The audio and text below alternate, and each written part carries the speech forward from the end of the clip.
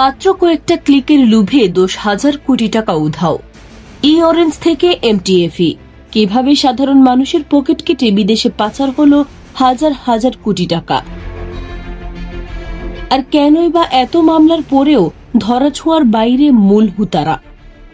গত 5 বছরে বাংলাদেশে ব্যাঙের ছাতার মতো গজিয়ে ওঠা প্রায় 50টি ই-কমার্স প্রতিষ্ঠান ধামাকা অফারের নামে সাধারণ গ্রাহকদের থেকে হাতিয়ে নিয়েছে এই বিপুল অর্থ।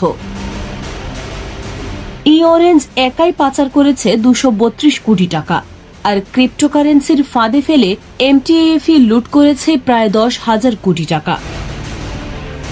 ধামাকা, আনন্দের বাজার কিংবা থলয়.কমের মতো প্রতিষ্ঠানগুলোর বিরুদ্ধে 105টি মামলা এবং 11টি মানি লন্ডারিং কেস হলেও সিআইডির তদন্তে ধীর গতি আর মাত্র 2টি চার্জশিট জমার খবর হতাশ করেছে হাজারো ভুক্তভোগীকে।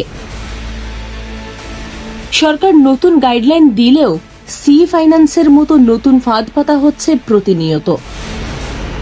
তাই এখনই সতর্ক না হলে লুভে পড়ে পরবর্তী শিকার হতে পারেন আপনিও।